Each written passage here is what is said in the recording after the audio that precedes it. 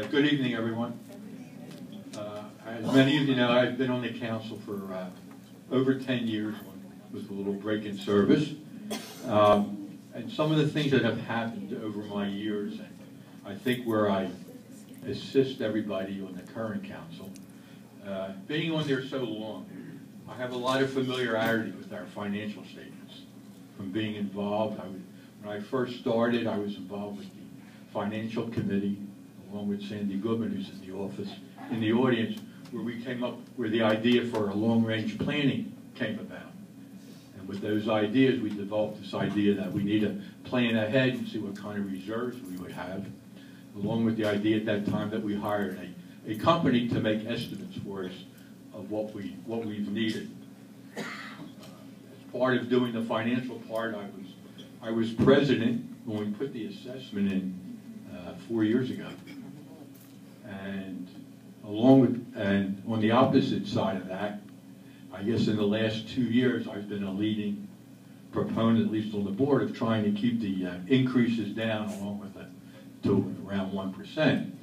So I think I'm able to use judgment to say if we need to do things for the building, that we have to get money one way or the other.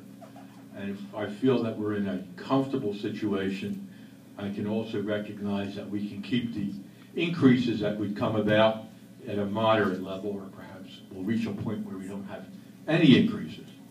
I would comment too that the amount of that assessment basically represents what our reserves are today. The amount that was rented, that we raised, and that we applied towards everything. We've been moving right along, and we're able to do things required of the building without really being upsetting the financial picture. Other things I've done, I've initiated the initial contract that we had with Broadstar, and we were, with the direction of the board at that time, we kept it so instead of making it mandatory for everyone in the building to have Broadstar, we allowed it to work out that those that wanted can sign up, those that wish to stay with Comcast for whatever reason it may be, had that option, and I think it's worked out well with meeting both sides' needs and not making it mandatory for everyone to pay for the cable network.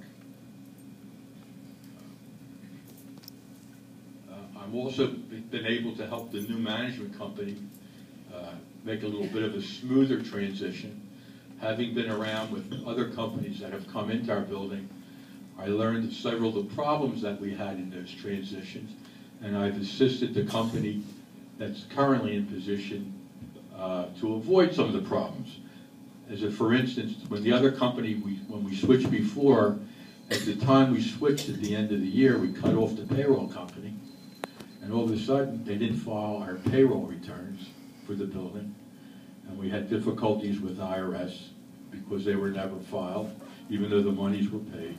And it was finally resolved, but this time I made them aware when we ought to do the switch over to avoid those problems and to take care of other things in doing everything.